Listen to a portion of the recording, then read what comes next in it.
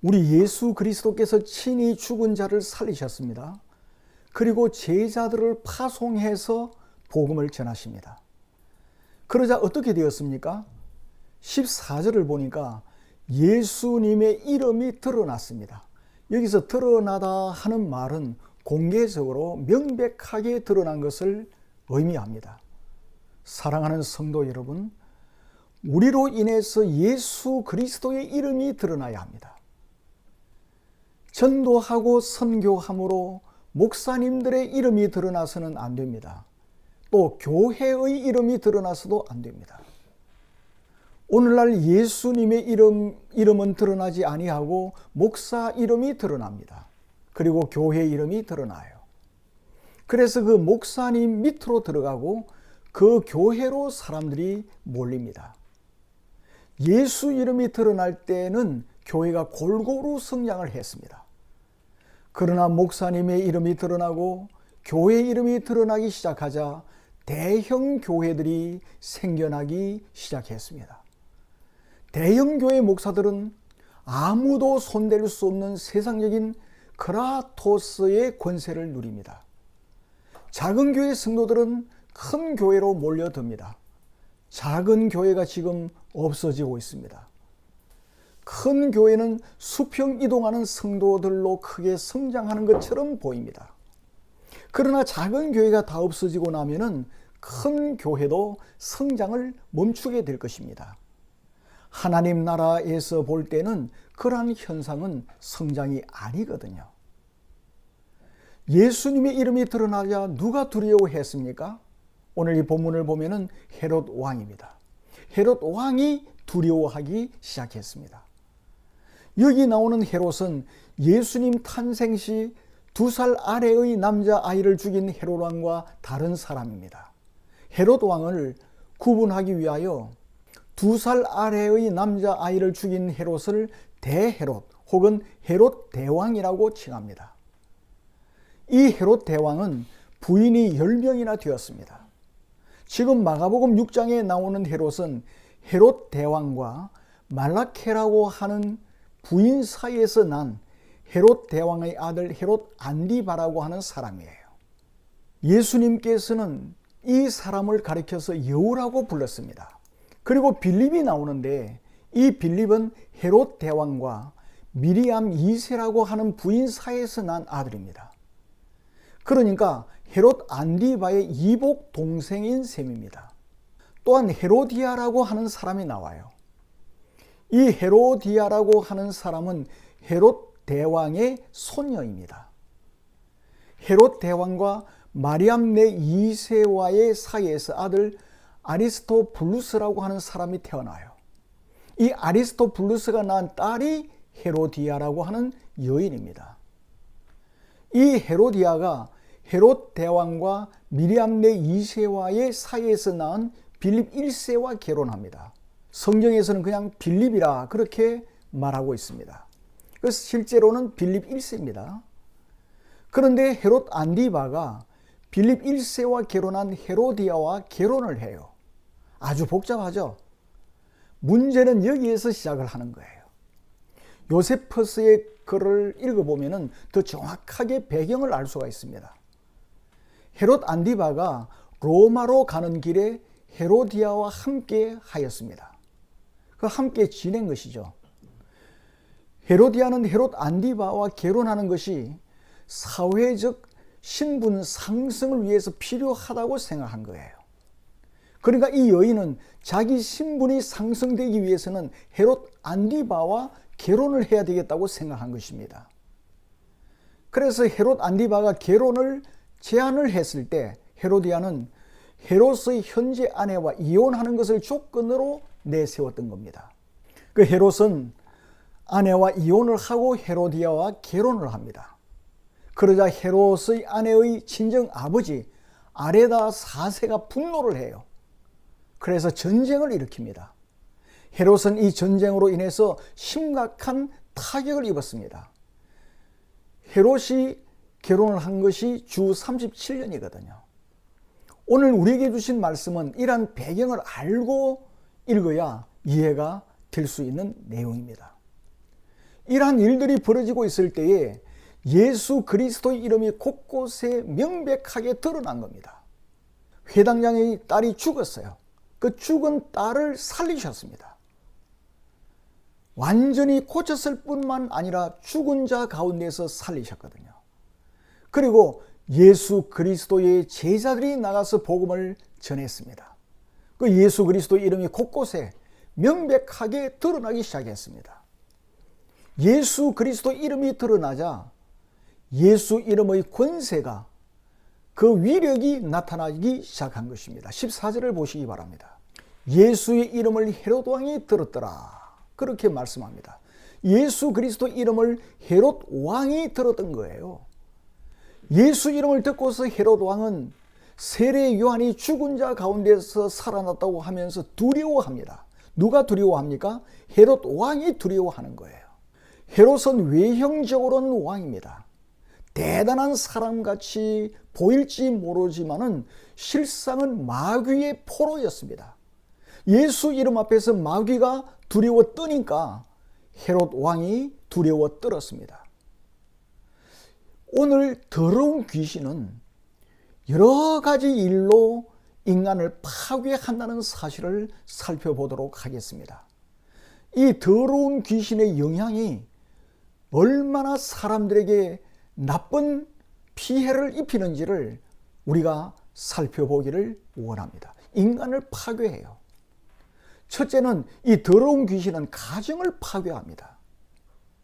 헤롯은 자기의 아내를 버리고 헤로디아와 결혼을 해요. 그것도 배다른 동생의 아내입니다. 윤리와 도덕을 파괴하고 가정을 파괴하게 만드는 것이 바로 이 악한 더러운 귀신의 작용인 것입니다.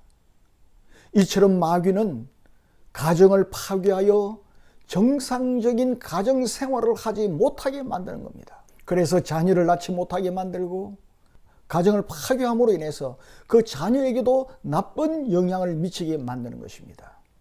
그리고 둘째로는 마귀는 잘못된 사상으로 사람을 현혹시킵니다. 예수 그리스도의 이름이 드러나자 세례 요한이 죽은 자 가운데서 살아났다고 헤롯이 생각했습니다. 16절에서는 내가 목뵌 요한 그가 살아났다. 그렇게 말을 합니다. 이 윤회 사상 비슷한 것을 믿은 거예요. 성경에서는 무엇이라고 말씀하십니까? 한 번 죽는 것은 사람에게 정해진 것이요. 그 후에는 심판이 있다. 라고 말씀하십니다. 사람이 한 번 죽고 나면 끝나는 거예요. 그 후에는 심판이 있는 것입니다. 예수를 믿지 않는 영혼은 영원한 지옥 형벌을 당하게 되고, 예수를 믿는 심령은 영혼은 구원을 받아서 하나님 나라에 들어가게 되는 거예요. 그런데 계속해서 사람이 돌고 돈다고 생각하는 것입니다. 윤회 사상을 믿고 있는 거예요. 더러운 귀신은 잘못된 사상으로 사람을 얽어매어서 계속 노예로 삼는 것입니다. 그리고 세 번째로 더러운 귀신은 힘이 곧 정의라고 생각합니다. 이 아주 무서운 사상입니다. 힘이 곧 정의라는 거예요. 힘이 있다고 하여 남의 아내도 빼앗아버립니다. 헤롯 안디바가 배다른 동생 빌립의 아내 헤로디아를 빼앗아버려요. 물론 헤로디아도 신분 상승을 노리고 허락을 합니다. 신분 상승만 할 수 있다고 하면 무슨 짓을 해도 좋다는 사상, 더러운 귀신이 심어준 사상이에요. 그리고 네 번째로 더러운 귀신은 진리를 원수로 여겼습니다. 세례 요한이 헤롯의 잘못을 책망합니다. 동생의 아내를 취하는 것이 옳지 않다. 그렇게 지적을 합니다. 그러자 헤로디아는 세례 요한을 원수로 여겼어요. 올바른 말을 하는 사람을 원수로 여긴 것입니다. 그 말을 할 때 회개하려고 생각을 하지 않습니다. 헤롯은 헤로디아를 위하여 세례 요한을 옥에 가두어 버렸습니다. 헤롯은 백성을 위하는 정치를 한 것이 아니었습니다. 여자 헤로디아를 위해서 모든 일을 하였습니다. 그래서 올바른 말을 하는 세례 요한을 감옥에 가두어버린 것입니다. 더러운 귀신은 이처럼 진리를 원수로 여기도록 사람을 충동질을 하는 것입니다. 더 나아가서 더러운 귀신은 계속해서 인간을 고문해요. 인간을 계속해서 고문한다는 사실을 우리는 알아야 합니다. 헤롯이 세례 요한을 의로운 사람으로 여겨서 범민을 합니다. 정신이 온전할 때는 범민을 해요. 그러나 마음대로 되지를 않습니다. 이처럼 마귀는 인간을 고문을 하고 또 고문을 합니다. 마음대로 이리저리 끌고 다닙니다. 언제까지 끌고 다닙니까? 그 인생이 완전히 망가질 때까지 사람을 끌고 다니는 거예요. 이 더러운 귀신은 너무너무 더럽습니다. 사람을 이렇게 망가질 때까지 끌고 다니는 거예요. 인생이 완전히 망가지고 몹쓸 인간이 될 때까지 그 사람을 끌고 다닙니다. 고문을 합니다. 더러운 귀신은 인간이 완전히 망가질 때까지 고문을 하고 또 고문을 한다는 사실을 우리는 알아야 됩니다. 그러니 우리가 주님으로부터 받은 이 위력을 가지고 그리스도 예수의 이름으로 마귀의 종노릇 하는 사람들을 이끌어내어야 하는 것입니다. 그리고 여섯 번째는 더러운 귀신은 허세를 부리게 만들어요. 헤로디아의 딸 살로메가 음란한 춤을 추어서 사람들을 즐겁게 했습니다. 그 춤이 아주 음란한 춤이었다고 요세푸스는 이야기를 합니다. 그때 헤롯이 어떻게 하셨습니까? 무엇이든지 내가 구하는 대로 준다고 말을 합니다. 그래서 내게 구하라고 그럽니다. 자기가 완전히 하나님이 된 느낌입니다. 자기에게 구하면 나라의 절반이라도 주겠다고 맹세까지 합니다. 더러운 귀신은 이처럼 허세를 부리게 합니다. 다 가진 것처럼 착각을 하게 만들어요. 맹세하면 그 말을 듣는 모든 사람들은 그 맹세의 정인이 되는 것입니다. 맹세는 한 번 하면 반드시 엄수해야 하는 것으로 사람들은 가능한 한 맹세를 하지 않았습니다. 그러기에 예수님께서도 도무지 맹세하지 말라고 말씀하셨습니다. 그러나 헤롯은 살로메의 음란한 춤에 매료가 되었습니다. 건전한 이성을 상실해 버렸습니다. 나중에 후회하고 말 맹세를 하고 말았습니다. 이렇듯 더러운 영은 사람의 이성을 마비시켜요. 그래서 거릇된 맹세를 하게 만드는 것입니다. 이러한 것이 더러운 영이 하는 작용이에요. 그리고 일곱 번째로 더러운 귀신은 참된 주의 종을 모함하고 죽입니다. 음란한 춤을 추어서 헤롯 왕의 맹세를 이끌어낸 헤로디아는 세례 요한의 머리를 요구합니다. 우리 예수 그리스도께서는 헤롯을 여우라고 하였습니다. 여우같이 교활한 헤롯은 시위대를 보냅니다. 그리고 세례 요한의 머리를 헤로디아에게 주었습니다. 이처럼 마귀는 참된 주의 종을 모함하고 죽이는 것입니다. 그리고 여덟 번째로 더러운 귀신은 사람이 권력욕에 빠져서 헤어나오지 못하게 만드는 거예요. 헤롯과 헤로디아는 권력이 영원할 줄 알았습니다. 그러나 그 권력은 오래가지 못했습니다. 주후 39년에 헤롯도 왕의 칭호를 얻어야 한다며 헤로디아가 충동을 했습니다. 헤롯은 분봉왕이었어요. 정식 왕이 아니었습니다. 그래서 정식 왕의 칭호를 얻어야 한다면서 헤로디아가 헤롯을 충동질을 했던 것입니다.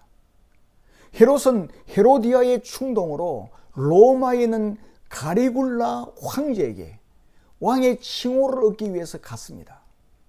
그러나 헤롯 아그리파 1세의 고소로 지금의 프랑스 리옹으로 유배를 가게 돼요. 그 유배를 가서 그곳에서 죽고 말았습니다. 겨우 2년 동안 헤로디아와 헤롯 안디바는 권력을 누렸을 뿐입니다. 헤로디아와 결혼한 지 2년 만에 귀양을 가서 리옹에 유배를 당하고 거기에서 죽고 말았던 거예요. 2년 동안 권세를 누렸습니다. 그러나 이 더러운 귀신은 이 권력이 영원한 것처럼 생각하는 거예요. 그리고 이 더러운 귀신은 이 세상에서의 부귀영화가 축복인 것처럼 알게 하는 거예요. 세례 요한이 어떻게 죽었습니까? 오늘 어떻게 말씀하고 있죠? 아무 맥 없이 시위대 하나에게 목베임을 당합니다. 세례 요한은 이 헤로디아의 뜻대로 목이 잘린 다음 그 목이 소반에 담겨져서 살로메오의 손에 건네졌습니다. 그 위대한 주의 종이 목이 잘려서 소반에 담겨져서 음란하게 춤을 추었던 그 어린 소녀에게 주어지는 겁니다. 참으로 참혹한 죽음이 아닐 수 없습니다. 여러분, 세례 요한이 누구입니까? 그는 진리와 공의를 선포한 하나님의 선지자였습니다. 또한 그리스도의 선구자였습니다. 예수 그리스도의 길을 평탄케 한 사람이었습니다. 그 사명을 성실하게 수행한 사람이었습니다. 그러한 세례 요한이 아무런 보상도 받지 못하고 그로 인해 도리어 악인들의 손에 의해서 처참하게 죽임을 당했습니다.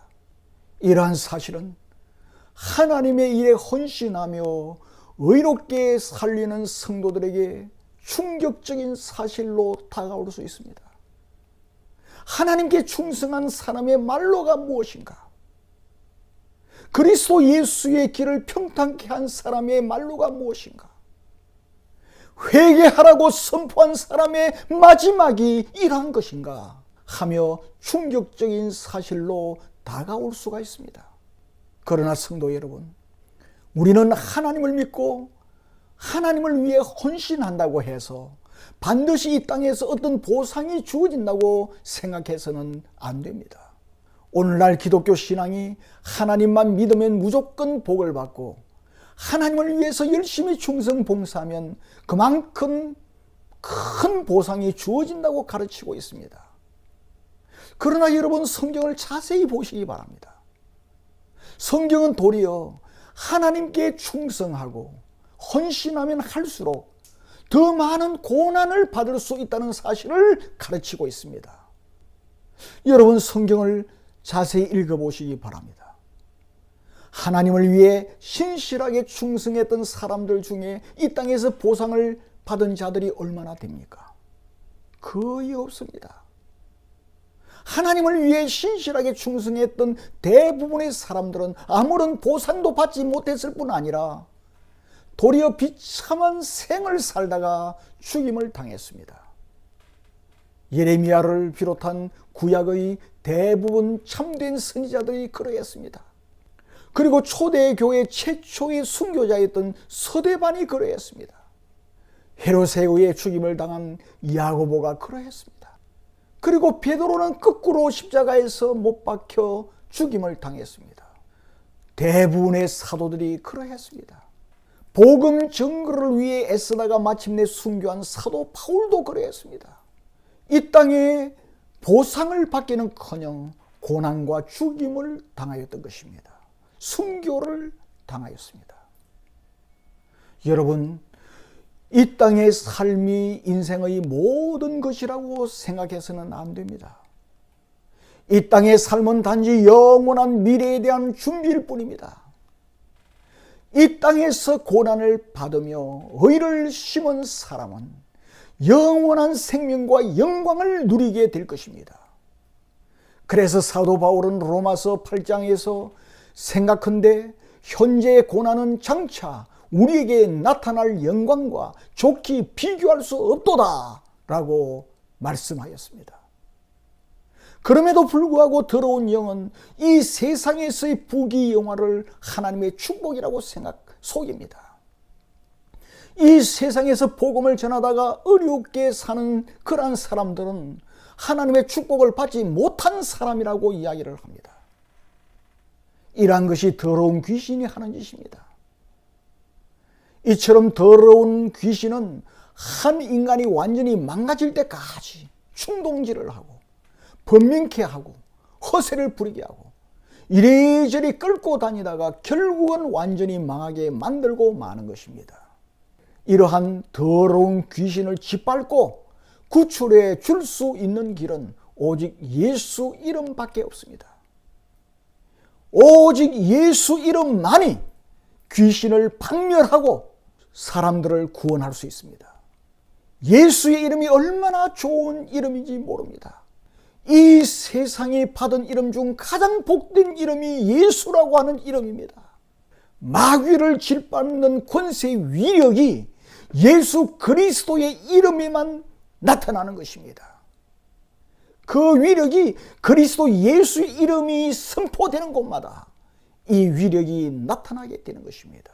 저와 여러분은 이러한 놀라운 위력을 주님으로부터 받아서 가진 사람들입니다. 얼마나 영광스러운 사람들입니까? 우리는 이 엄청난 위력을 사용해야 됩니다.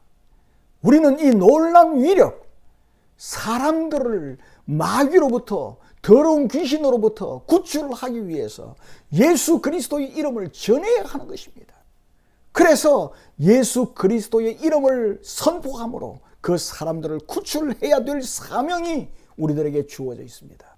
이 엄청난 위력으로 우리 주위에 있는 사람들을 구출하는 우리 모두가 되기를 주님의 이름으로 축원합니다.